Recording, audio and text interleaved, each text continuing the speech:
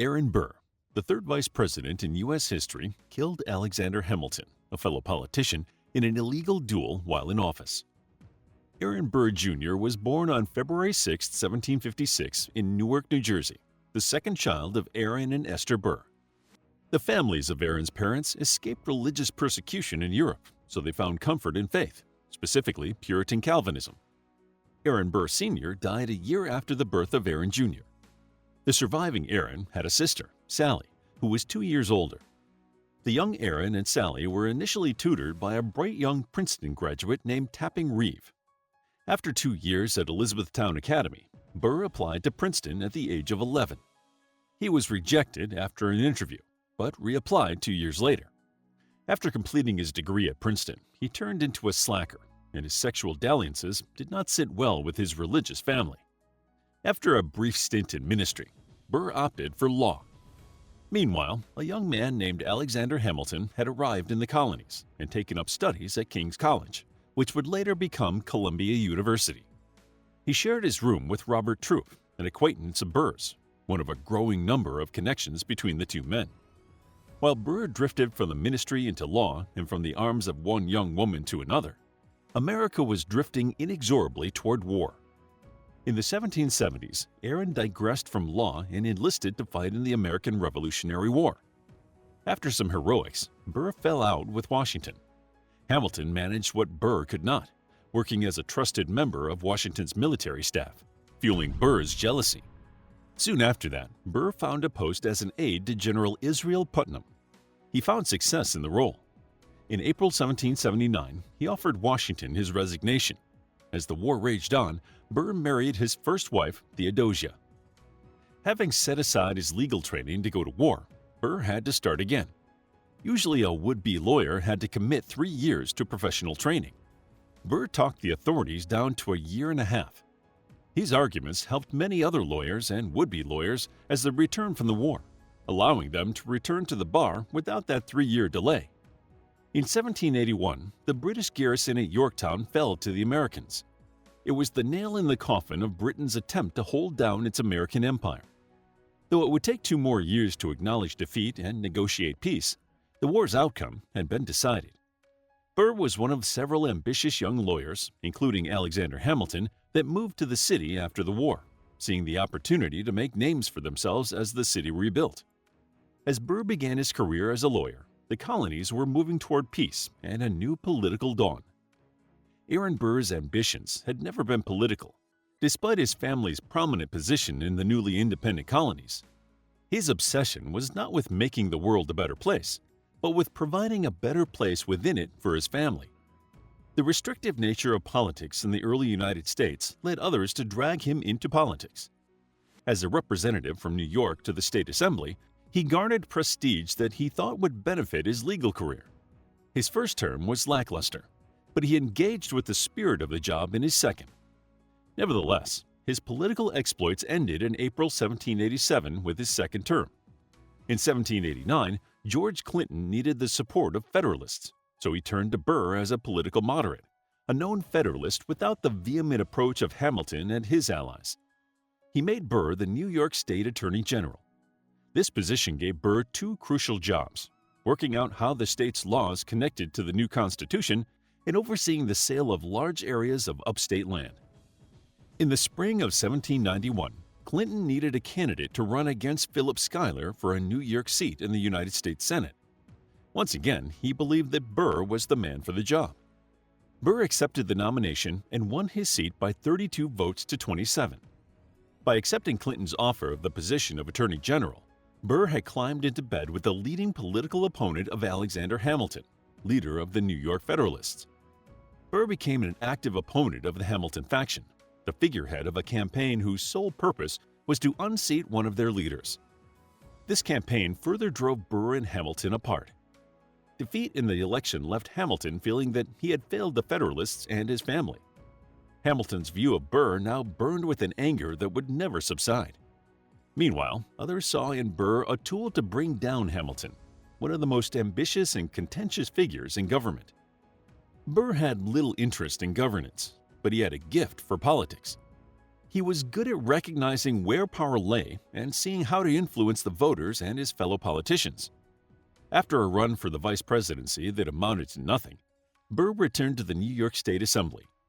He brought legal charges that favored a group of Dutch banks, and those foreign investors handsomely rewarded him. His interaction with the Holland Company led to his first duel. John Barker Church, Hamilton's brother-in-law, openly accused Burr of bribery, and Burr demanded a duel to defend his honor. They fought with pistols. Burr missed, and Church's bullet hit one of Burr's buttons, leaving the man behind it unharmed. Rather than fight a second round, Church apologized and the matter was resolved. In 1799, the Manhattan Company scandal happened, and Burr was kicked out of the assembly. The Manhattan Company led Burr and Hamilton to work together as lawyers one last time. Both had a financial and reputational interest in the company. Working together, Burr and Hamilton were unstoppable. But from now on, they would always be opposed. In 1800, Thomas Jefferson became president, with Burr as his vice president.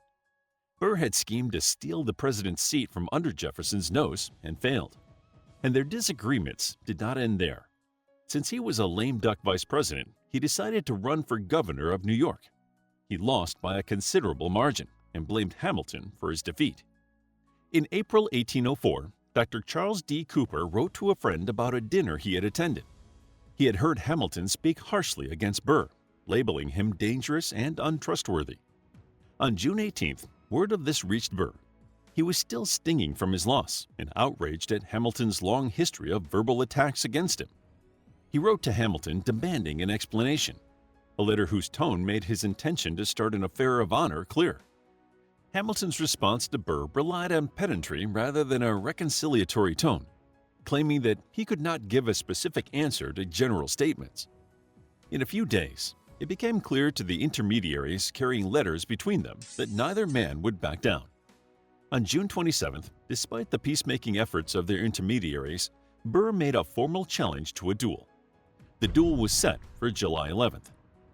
Hamilton found a way to square the circle of his principled opposition to dueling and his personal need to defend his honor. He would throw away the shot, a practice whereby a duelist chose to wait until his enemy had fired, then shoot his pistol into the air or the ground. Several biographers have since concluded that it was a suicidal act, as Hamilton had sunk into a period of depression, giving him a way out of life without taking it himself. Others believe it was a canny political gamble. If Burr shot to kill and Hamilton did not, it would sink Burr's career and potentially revive Hamilton's by showing his excellent character.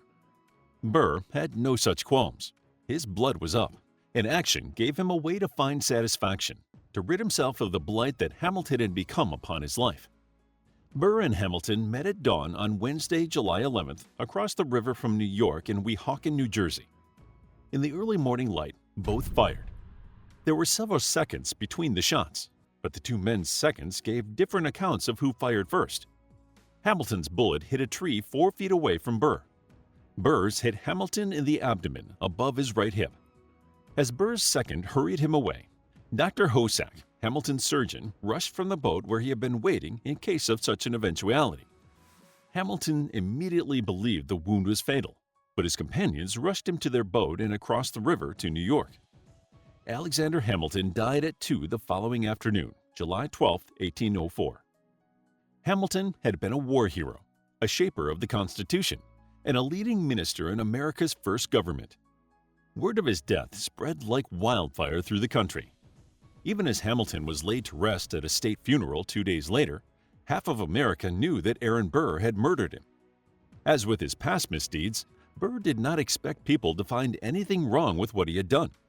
He had successfully defended his honor, as others did. Scandalous stories ran through the nation. New York was no longer safe for Burr, physically or legally, so he fled to New Jersey.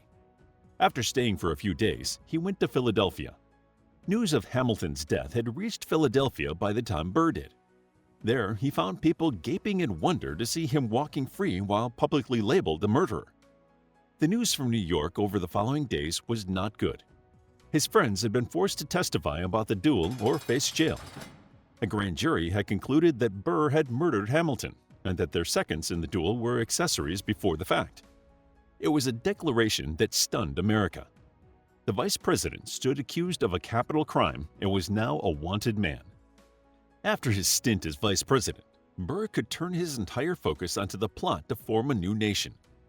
After a speech to the Senate, he headed to Ohio, where he traveled to Nashville, then New Orleans, and finally arrived in Georgia. After Hamilton's death, Burr's other ambitions came to light.